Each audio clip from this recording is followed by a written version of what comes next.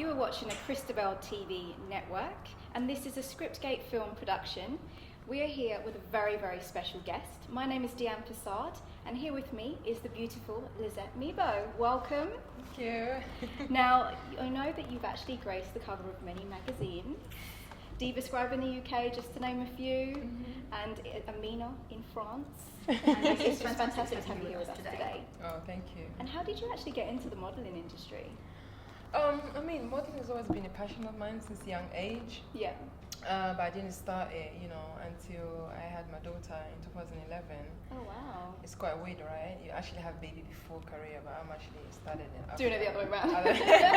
But it seems to work out. So, but before that, like in colleges, I'll do like little fashion shows in college and stuff. But I really didn't start it properly after I gave birth in 2011.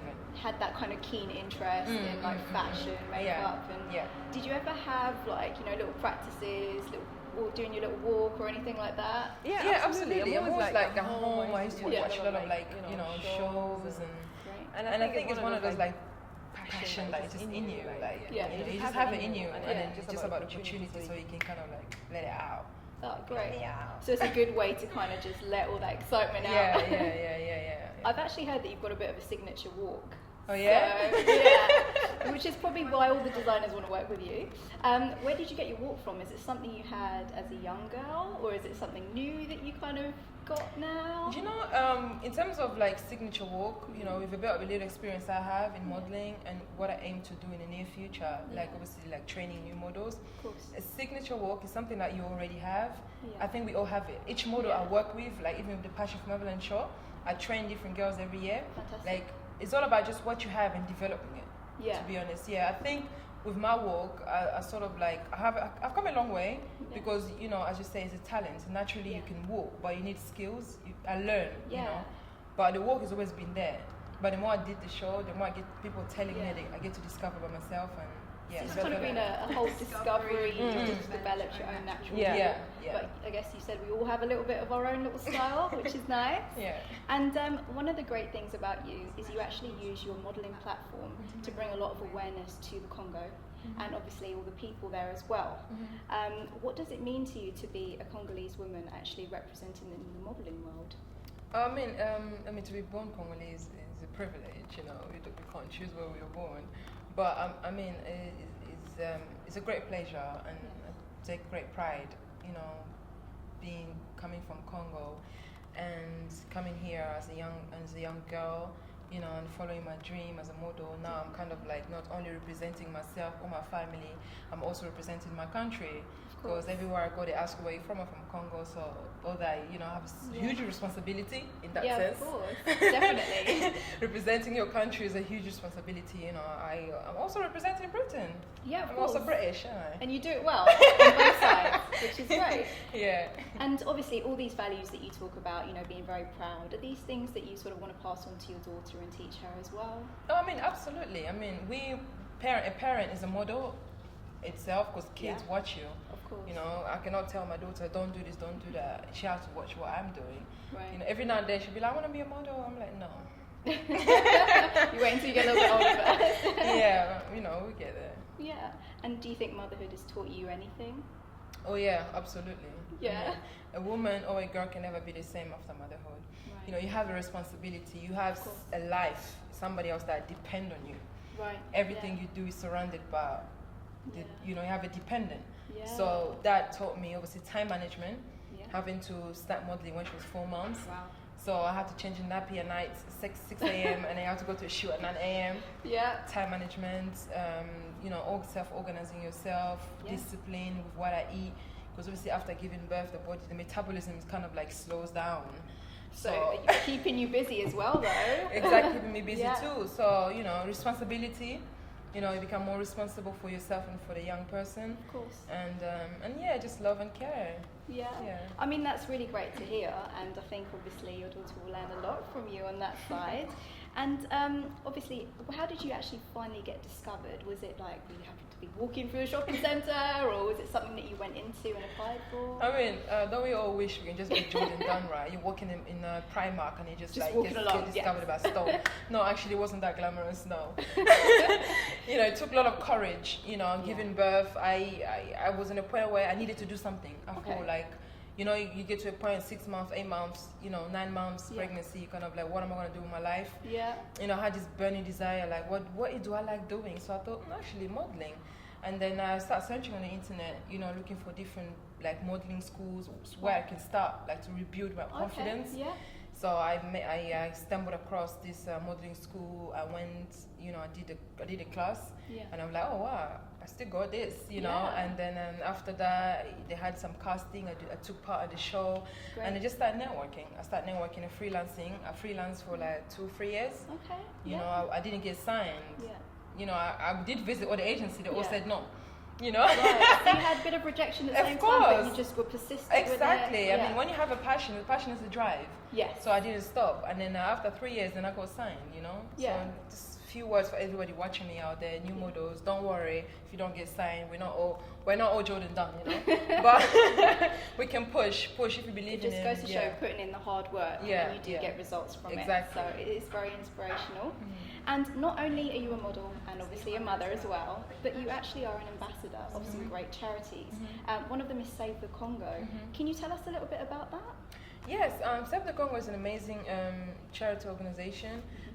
They're based in the UK, and basically what they concentrate mostly is on campaigns, lobbying, working with like the UK government, trying to see what they can do to help the situation back home. Very amazing. I joined them in 2011, I believe, 2011, 2012. Yeah. It's been really great, very, very great. And then I later on joined Mendelike Education, I believe in 2013. They're based in Cambridge, and they run empowering projects in the Congo, in sectors of education, orphanage, women project.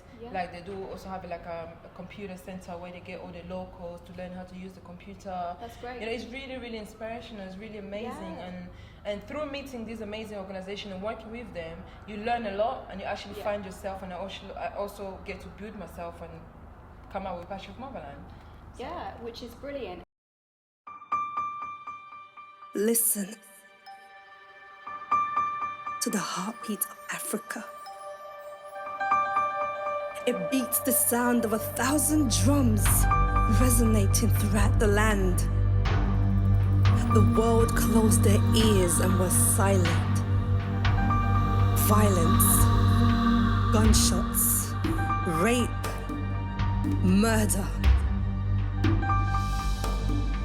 Yet, smell the sweet-smelling aroma of freedom. Hands joined together in perfect synergy, and we bring you the beauty of a country that is so poetic. To walk in the footsteps of a past queen. Now feel the passion of the motherland.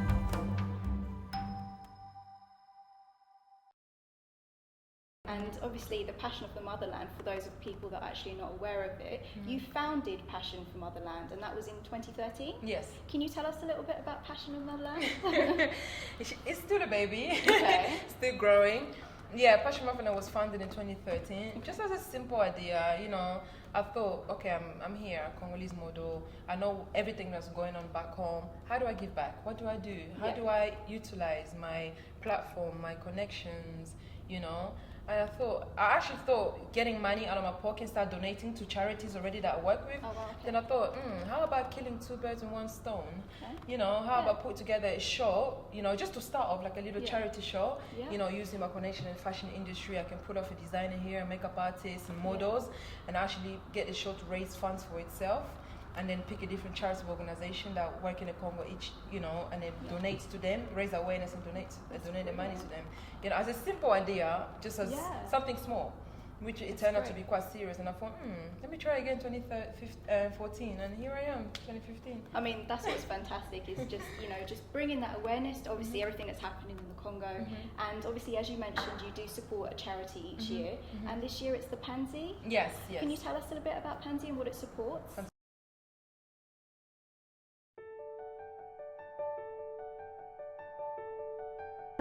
my name is Nama Habib. I'm the Executive Director of Pansy Foundation in the USA. Niko mkimbizi, ninaishi hapa magumu tu. Kisha sasa niliwaonaka hivi nikikimbia. Kwenye nilianguka sasa mpori, ndio sasa wakanikuta mkono nikamweka.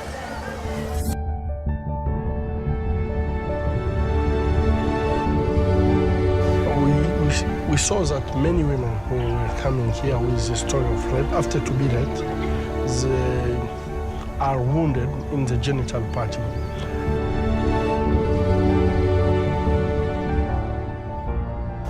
Our family, okay? She's now alone in life with a child. The father are the killers of the whole family. It's terrible.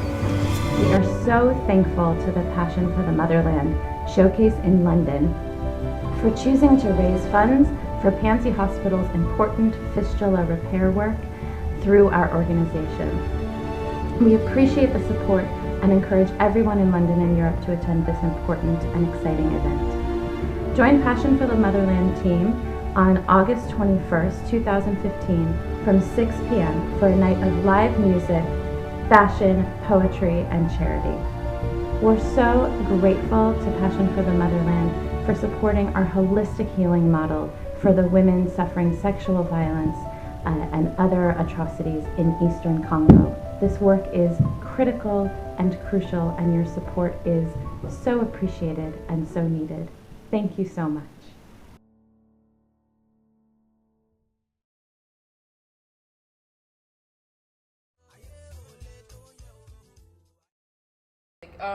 This year we selected the Pansy Hospital, which is based in the Eastern Congo, specifically Bukavu, which is branded as a war zone area. Yes. So what Pansy do is Pansy has different projects that they work with the people over there. One of them is Fistula project, which we are supporting.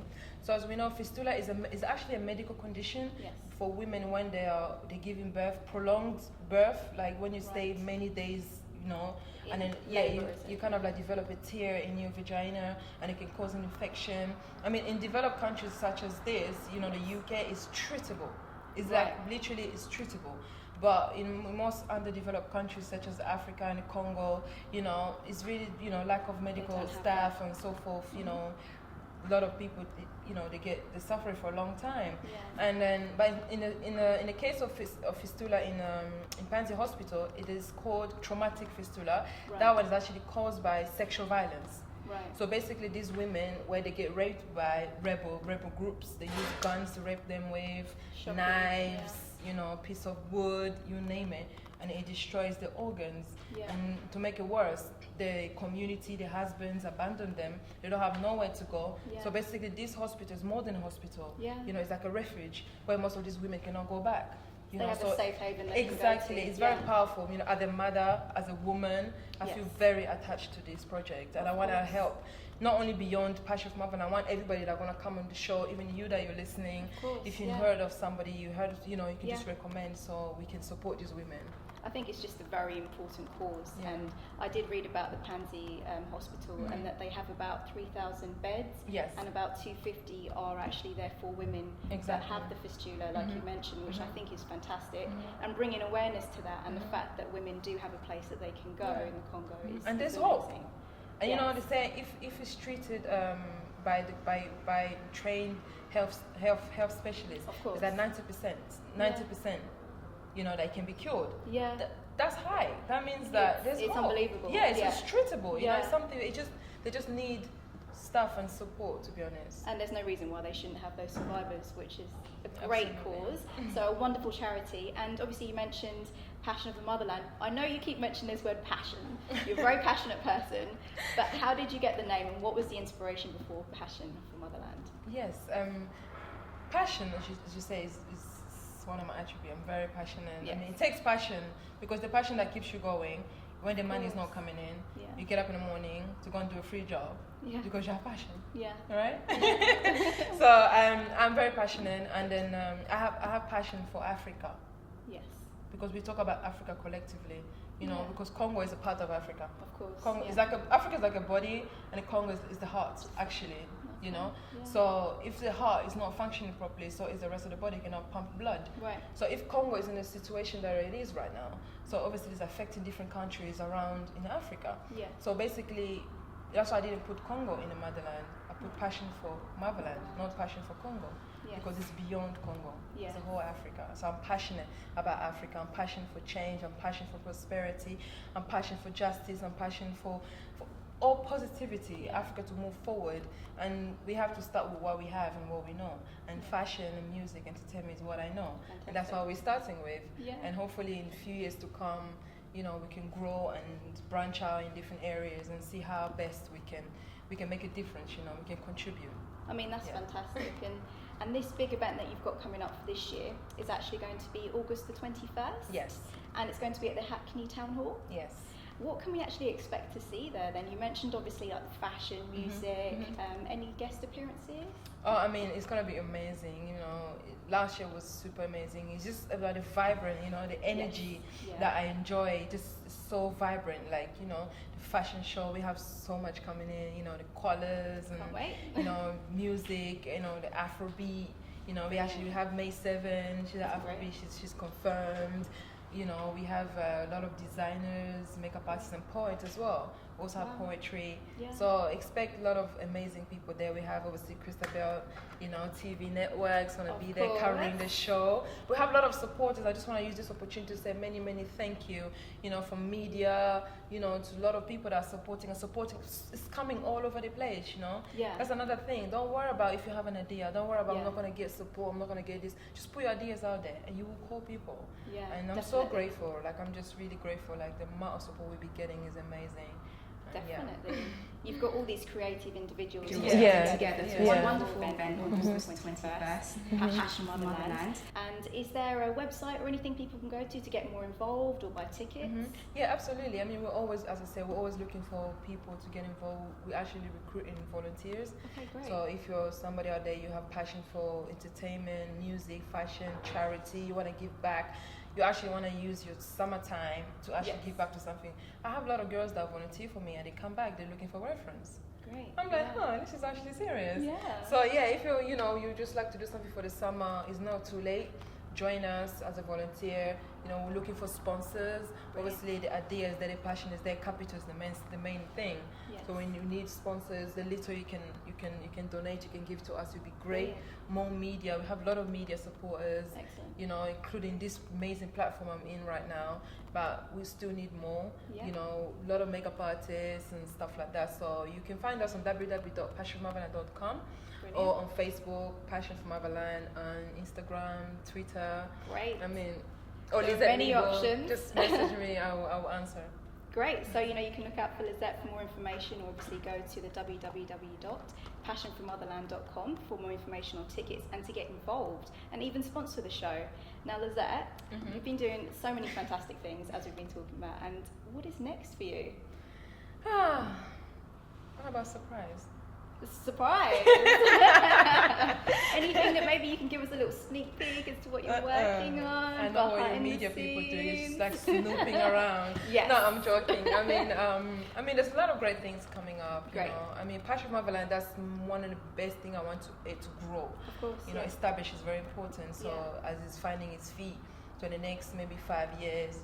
Expect to see it even bigger and better. It takes a lot of work, you know, a lot of behind the scene work. I can imagine, so I'm focusing on that. Obviously still focusing on modeling.